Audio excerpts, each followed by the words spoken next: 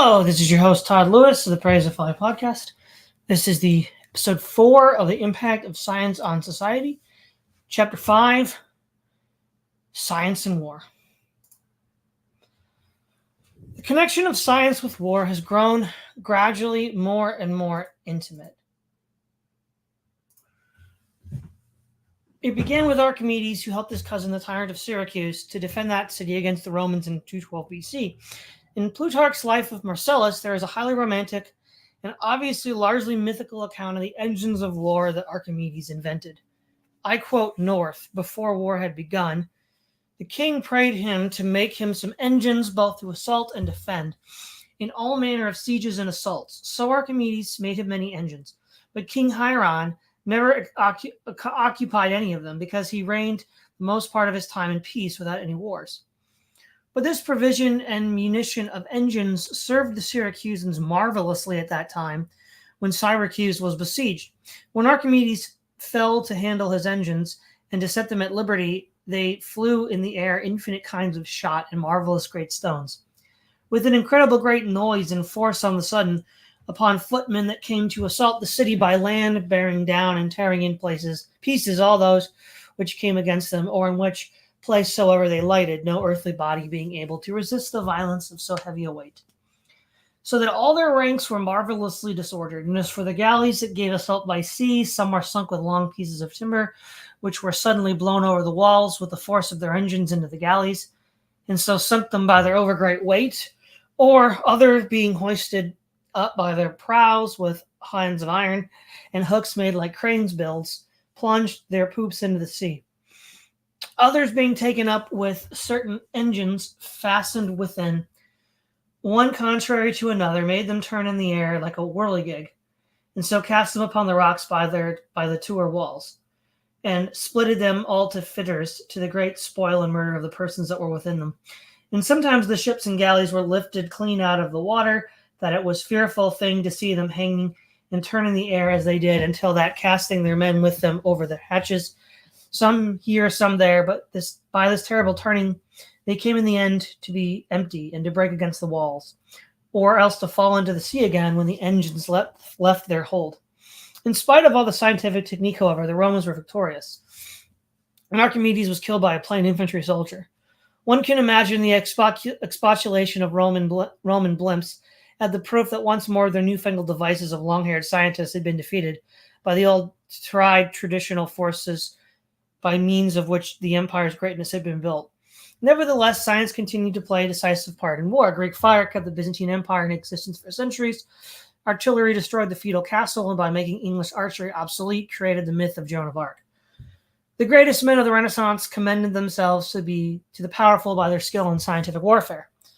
When Leonardo wanted to get a job from the Duke of Milan, he wrote the Duke a long letter about his improvements in the art of fortifications, and in the last sentence mentioned briefly that he could also paint a bit.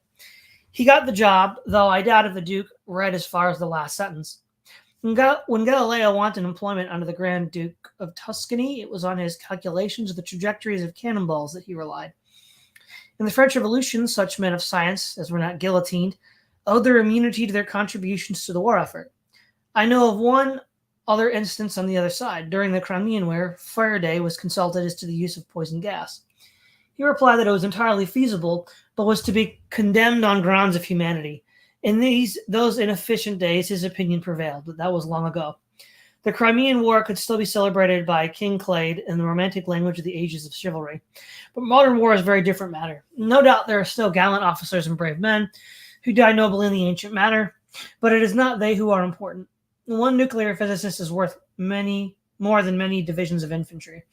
And apart from application of the latest science, what secures success in war is not heroic armies, but heavy industry. Consider the success of the United States after Pearl Harbor. No nation has ever shown more heroism than was shown by the Japanese, but they were defeated by an American industrial productivity. It is to steel and oil and uranium, not to martial ardor, that modern nations must look for victory in war. Modern warfare so far has not been more destructive of life than the warfare of less scientific ages, for the increased deadliness of weapons has been offset by the improvements in medicine and hygiene. Until recent times, pestilence almost invariably proved more fatal than enemy action. When Sennacherib besieged Jerusalem 185 185,000 of his army died in one night, and when they arose early in the morning, behold, they were all dead corpses.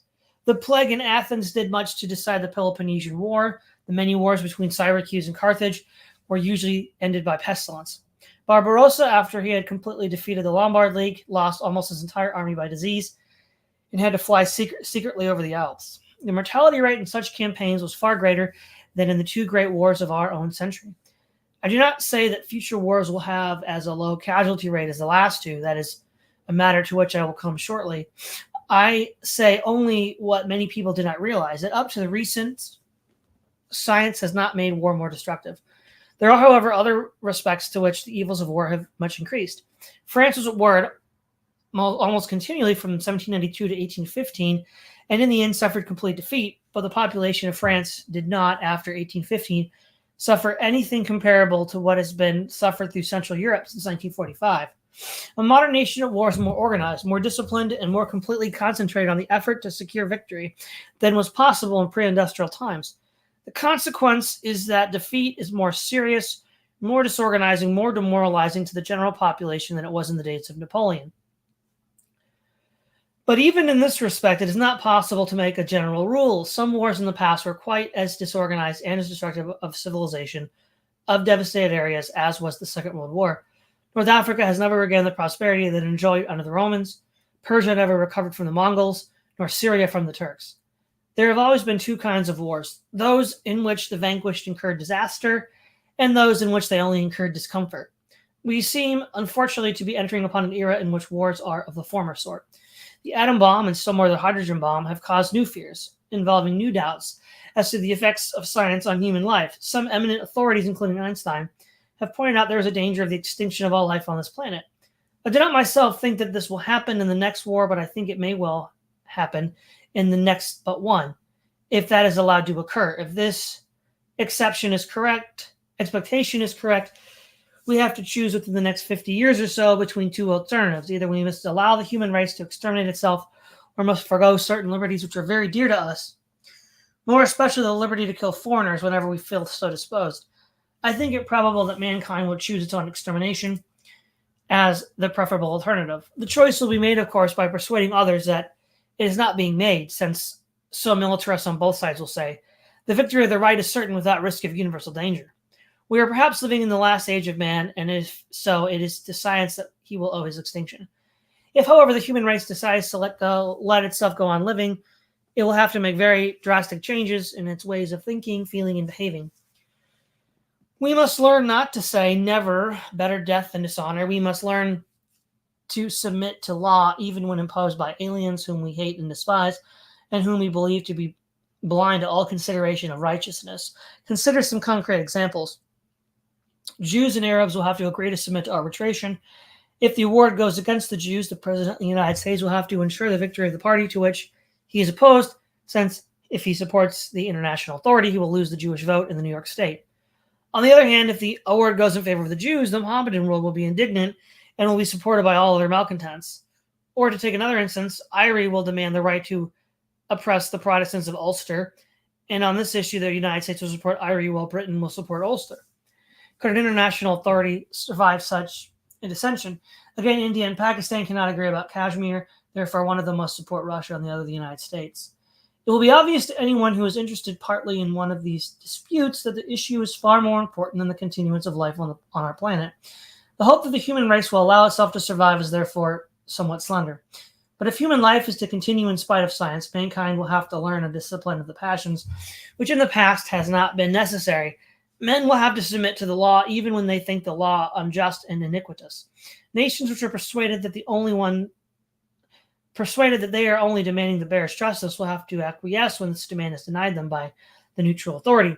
I do not say that this is easy. I do not prophesy that it will happen. I only say that if it does not happen, the human race will perish, and will perish as a result of science. A clear choice must be made within 50 years, the choice between reason and death. And by reason, I mean willingness to submit to laws declared by international authority.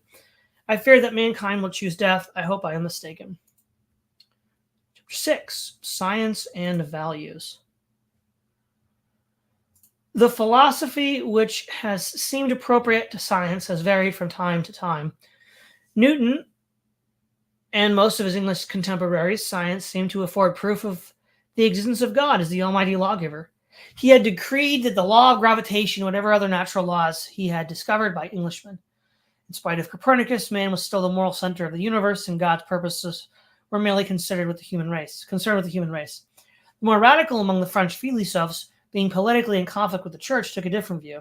They did not admit that laws imply a lawgiver. On the other hand, they thought that the physical laws could explain human behavior. This led them to materialism and denial of free will. In their view, the universe has no purpose and man is an insignificant episode. The vastness of the universe impressed them and inspired them a new form of humility to replace that which atheism had made obsolete.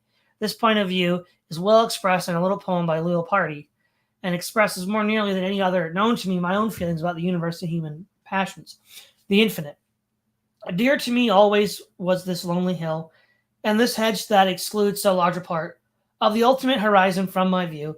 But as I sit and gaze, my thought conceives interminable vastness of space, beyond it an unearthly silence, and profoundest calm, where my heart almost becomes dismayed, and as I hear the wind blustering through these branches, I find myself comparing with this sound that infinite silence. And then I call to mind eternity, and the ages that are dead, and this that now is living in the noise of it. And so is the immensity my thought sinks drowned, and sweet it seems to shipwreck in this area. But this has been an old-fashioned view of my way of feeling. Science used to be valued as a means of getting to know the world. Now, owing to the triumph of technique, it is concerned with showing how to change the world. The new point of view, which is adopted in practical thought, through practice throughout America and Russia, and in theory by many modern philosophers, was first proclaimed by Marx in 1845 in his thesis on Feuerbach. He says, the question whether objective truth belongs to human thinking is not a question of theory, but a practical question. The truth, i.e. the reality and power of thought, must be demonstrated in practice. The contest as to the reality or non-reality of thought, which is isolated from practice, is purely a scholastic question. Philosophers have only interpreted the world in various ways, but the real task is to alter it. From the point of view of technical philosophy, this theory has been developed by John Dewey, who is universally acknowledged as America's most eminent philosopher. This philosophy has two aspects, one theoretical and the other ethical. On the theoretical side, it analyzes away the concept truth, for which it substitutes utility. It used to be thought that if you believe Julius Caesar crossed the Rubicon, you believe truly, because Caesar did cross the Rubicon. Not so, says the philosophers who are considering to say that your belief is true is another way of saying that you will find it more profitable than the opposite belief.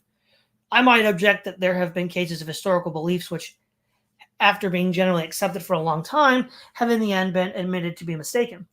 In the case of such beliefs, every extreme would find the accepted falsehood of his time more profitable than the as yet unacknowledged truth. But this kind of objection is swept aside by the contention that a belief may be true at one time and false at another. In 1920, it was true that Trotsky had a great part on the Russian Revolution. In 1930, it was false. The results of this view have been admirably worked out in George Orwell's 1984. This philosophy derives its inspiration from science in several different ways. Take first its best aspect, as developed by Dewey. He points out that scientific theories change from time to time, and that what recommends a theory is that it works. When new phenomena are discovered for which it no longer works, it is discarded. A theory, so Dewey concludes, is a tool like another. It enables us to manipulate raw material. Like any other tool, it is judged good or bad by its efficiency in this manipulation. And like any other tool, it is good at one time and bad at another. While it is good, it may be called true, but this word must not be allowed to use its connotations. Dewey prefers the phrase warranted assertability to the word truth.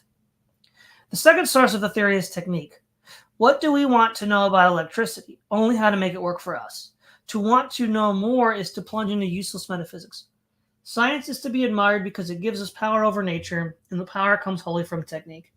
Therefore, an interpretation which reduces science to technique keeps all the useful part and dismisses only dead weight of medieval lumber. If technique is all that interests you, you are likely to find this argument very convincing. The third attraction of pragmatism, which cannot be wholly separated from the second, is love of power. Most men's desires are of various kinds. There are the pleasures of sense, there are aesthetic pleasures and pleasures of contemplation, there are private affections, and there is power. For an individual, any one of those may acquire predominance over the others. If the love of power predominates, you arrive at Marx's view that what is important is not to understand the world, but to change it. Traditional theories of knowledge were invested by men who loved contemplation, a monkish taste, according to modern devotees of mechanism. Mechanism augments human power to an enormous degree. It is therefore this aspect of science that attracts the lovers of power. And if power is all you want from science, the pragmatist theory gives you just what you want, without accretions that to you seem irrelevant. It gives you even more than you could have expected, for you control the police. It gives you the godlike power of making truth. You cannot make the sun cold, but you can confer pragmatic truth on the proposition the sun is cold. If you can ensure that everyone who denies it is liquidated, I doubt whether Zeus could do more. This engineer's philosophy, as it may be called, is distinguished from common sense and from what most other philosophies by its rejection of fact as a fundamental concept in defining truth. If you say, for example, the South Pole is cold, you say something which, according to traditional views, is true in virtue of a fact, namely the South Pole is cold. And this is a fact not because people believe it or because it pays to believe. It just is a fact. Facts, when they are not about human beings and their doings, represent the limitations of human power. We find ourselves in a universe of a certain sort, and we find out what sort of universe it is by observation, not by a self-assertion. It is true that we can make changes on or near the surface of the earth, but not elsewhere. Practical men have no wish to make changes elsewhere and can therefore accept a philosophy which treats the surface of the earth as if it were the whole universe. But even on the surface of the earth, our power is limited. To forget that we are hemmed in by facts which are, for the most part, independent of our desires, is a form of insane megalomania. This kind of insanity has grown up as a result of the triumph of scientific technique. Its latest manifestation is Stalin's refusal to believe that hereditary could have the temerity to ignore Soviet decrees, which is like Xerxes whipping the Hellespont to teach Poseidon a lesson. The pragmatic theory of truth, I wrote in 1907, is inherently connected with the appeal to force. If there is a non-human truth which one man may know while another does not, there is a standard outside the disputes, to which we may urge the dispute ought to be submitted. Hence, the pacific and judicial settlement of disputes is at least theoretically possible.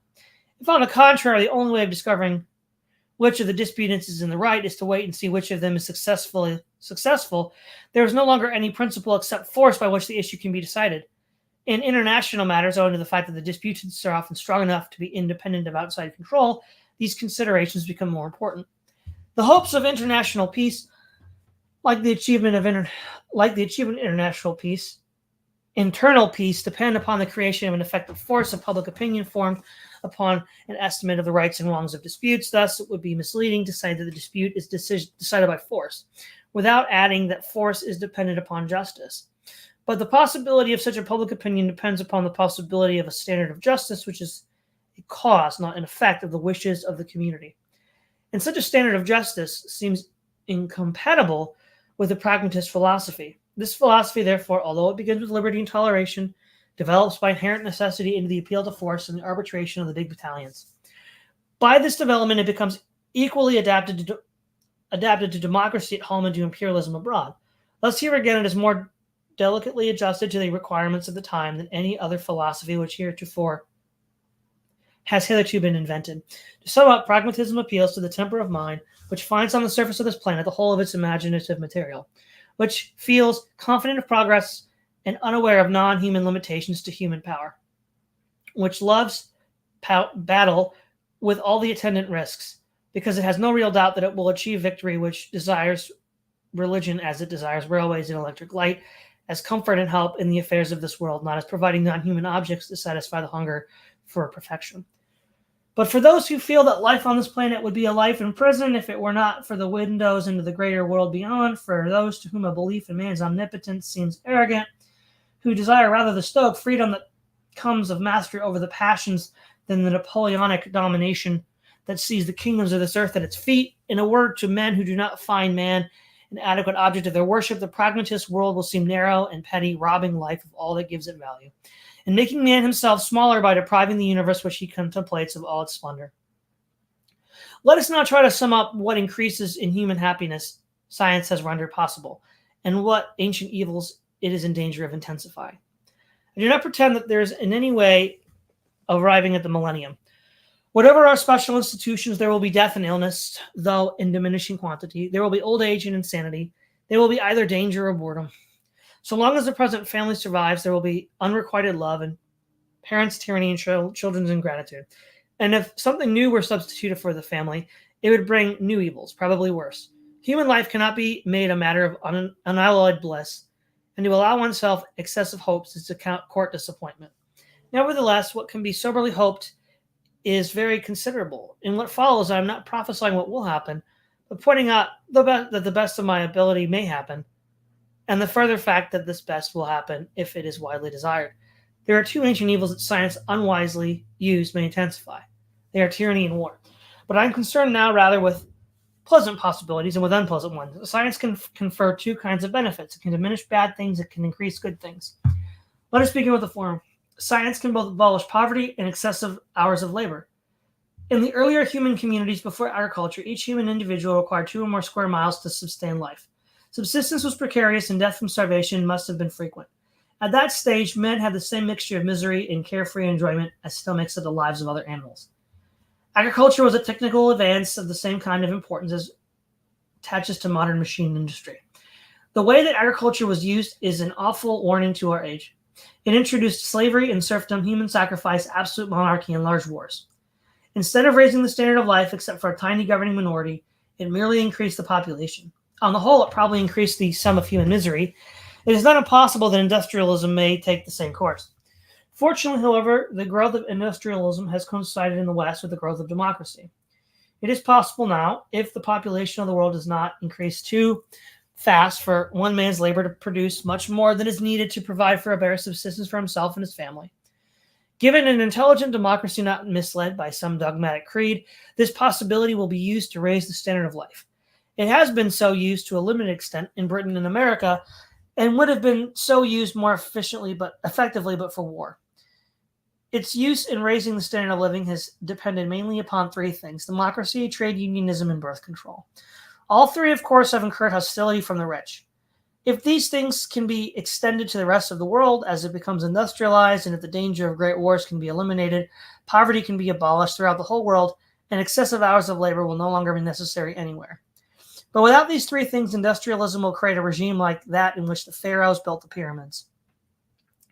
In particular, if world population continues to increase at the present rate, the abolition of poverty and excessive work will be totally impossible.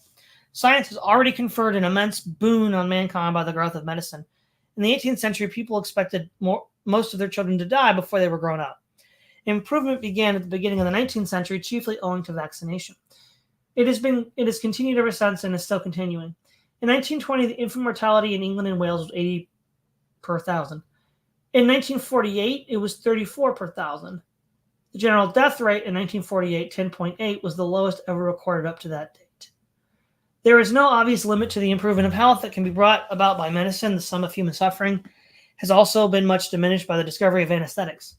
The general diminution of lawlessness and crimes and violence would not have been possible without science. If you read 18th century novels, you get a strange impression of London. Unlighted streets, footpaths, and highwaymen, nothing that we should count as a police force, but in a futile attempt to compensate for all this, an abominably savage and ferocious criminal law. Street lighting, telephones, fingerprinting, and the psychology of crime and punishment are scientific advances which have made it possible for the police to reduce crime below anything that the most utopian philosophers of the age of reason would have imagined possible. Coming now to positive goods, there is to begin with an immense increase of education, which has been rendered possible by the increased productivity of labor. As regards general education, this is most marked in America, where even university education is free. If I took a taxi in New York, I would often find that the driver was a PhD who would start arguing about philosophy at imminent risk to himself and me. But in England, as in America, the improvement at the highest level is equally remarkable. Read, for instance, Gibbon's account of Oxford. With this goes an increase of opportunity. It is much easier than it used to be for an able young man, without what we are called natural advantages, inherited wealth, to rise to a position in which he can make the best use of his talents. In this respect, there is still much to be done, but there is every reason to expect that in England and America it will be done. The waste of talent in the former times must have been appalling. I shudder to think how many Mute, inglorious Miltons there must have been. Our modern Miltons, alas, remain for the most part inglorious, though not mute. But ours is not a poetic age. Finally, there is a more diffused happiness than ever before, and if the fear of war were removed, the improvement would be very much greater than it is. Let us consider for a moment the kind of disposition that must be widely diffused if a good world is to be created and sustained. I will begin with the intellectual temper that it is required. There must be in many a desire to know the important facts, and in most an unwillingness to give assent to pleasant illusions. There are in the world at the present day two great opposing systems of dogma, Catholicism and communism. If you believe either with such intensity that you are prepared to face martyrdom, you can live a happy life and even enjoy happy death if it comes quickly. You can inspire converts, you can create an army, you can stir up hatred of the opposite dogma and its adherents, and generally you can seem immensely effective. I am constantly asked, what can you, with your cold rationalism, offer to the seeker after salvation that is comparable to the cozy home-like comfort of fenced-in dogmatic creed? To this, the answer is many-sided. In the first place, do not say that I can offer as much happiness as to be obtained by the abdication of reason. I do not say that I can offer as much happiness as to be obtained from drink or drugs or amassing great wealth by swindling widows and orphans. It is not the happiness of the individual convert that concerns me. It is the happiness of mankind. If you generally desire the happiness of mankind, certain forms of ignoble personal happiness are not open to you. If your child is ill and you are a conscientious parent, you accept medical diagnosis, however doubtful and discouraging. If you accept the cheerful opinion of a quack and your child consequently dies, you are not excused by the pleasantness of belief in the quack while it lasted. If people love humanity as genuinely as they love their children, they would be as unwilling in politics as in their home to let themselves be deceived by comfortable fairy tales. The next point is that all fanatical creeds do harm. This is obvious when they have to compete with other fanaticisms, since in that case they promote hatred and strife. But it is true even when only one fanatical creed is in the field. It cannot allow free inquiry, since this might shake its hold.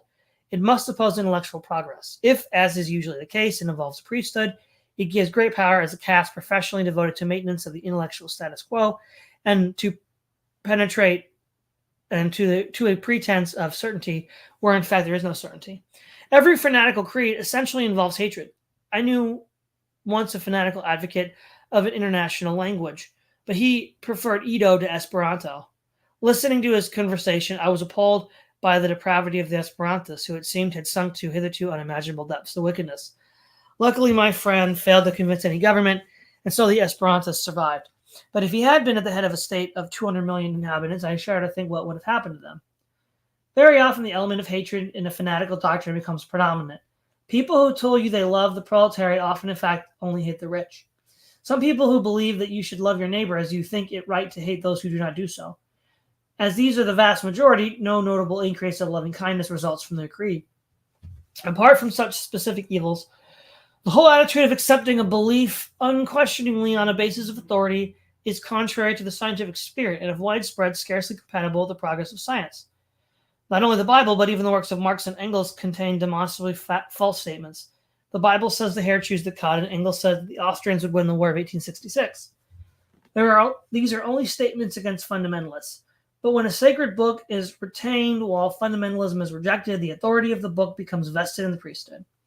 The meaning of a dialectic materialism changes every decade, and the penalty for belated interpretation is death or the concentration camp. The triumph of science are due to the substitution of observation and influence for authority. Every attempt to revive authority in intellectual matters is a retrograde step. And it is part of the scientific attitude that the pronouncements of science do not claim to be certain, but only to be the most probable on present evidence. One of the greatest benefits that science confers upon those who understand its spirit is that it enables them to live without the delusive support of subjective certainty. That is why science cannot favor persecution. The desire for a fanatical creed is one of the greatest evils of our time. There have been other ages with the same disease.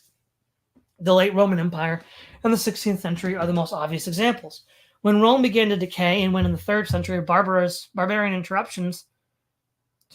eruptions produced fear and impoverishment, men began to look for safety in another world. Plotinus found it in Plato's eternal world, the followers of Mithra in a solar paradise, and the Christians in heaven.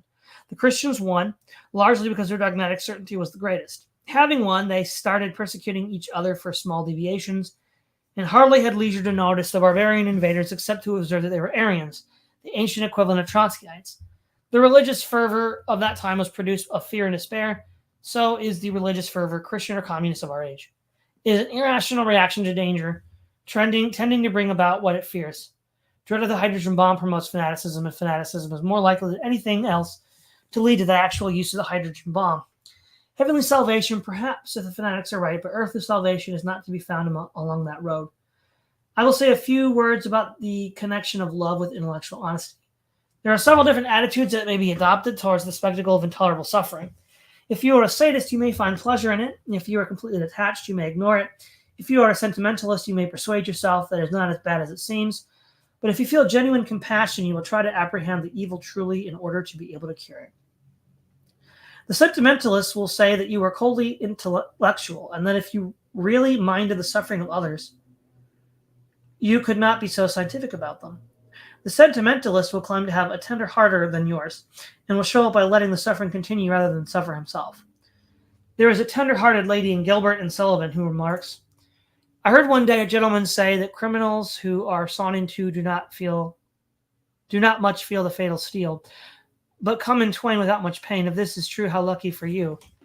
Similarly, the men who made the Munich surrender would pretend that A, that the Nazis didn't go in for the pogroms, B, that Jews enjoyed being massacred, and fellow travelers maintain A, that there is no forced labor in Russia, B, there is nothing Russians find more delectable than being worked to death in the Arctic winter. Such men are not coldly intellectual. The most disquieting psychological feature of our time, and the one which affords the best argument for the necessity of some creed, however irrational, is the death wish. Everyone knows how some primitive communities brought suddenly into contact with white men become listless and finally die from mere absence of the will to live. In Western Europe, the new conditions of danger which exist are having something of the same effect. Facing facts is painful, and the way out is not clear. Nostalgia takes the place of energy directed towards the future. There is a tendency to shrug the shoulders and say, oh, well, if we are exterminated by hydrogen bombs, it will save a lot of trouble. This is a tired and feeble reaction, like that of the late Romans to the barbarians. It can only be met by courage, hope, and a reasoned optimism.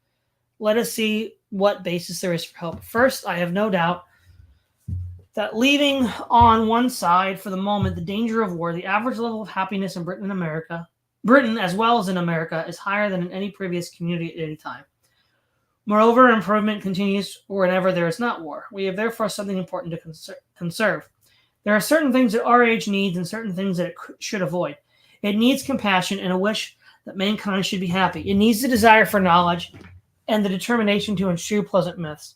It needs above all courageous hope and the impulse to creativeness. The thing that it must avoid and that have brought it to the brink of catastrophe are cruelty, envy, greed, competitiveness, search for irrational, subjective certainty, and what Freudians call the death wish. The root of the matter is a very simple and old-fashioned thing, so simple that I am almost ashamed to mention it for fear of the derisive smile with which wise cynics will greet my words. The thing I mean, please forgive me for mentioning it, is love, Christian love or compassion.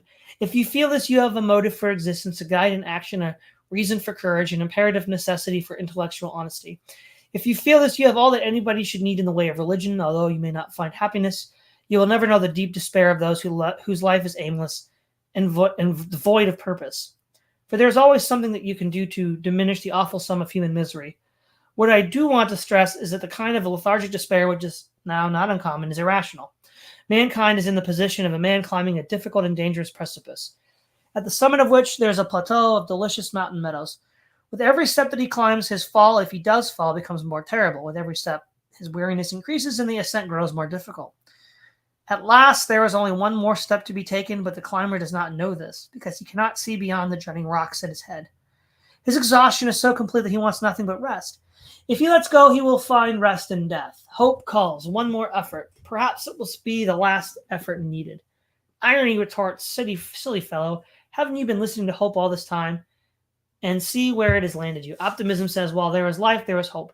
Pessimism growls, while there is life, there is pain. Does the exhausted climber make one more effort, or does he let himself sink into the abyss? In a few years, those of us who are still alive will know the answer. Dropping metaphor, the present situation is as follows. Science offers the possibility of a far greater well-being for the human race than has ever been known before. It offers this on a certain conditions: abolition of war, even distribution of ultimate power, and limitations of the growth of population.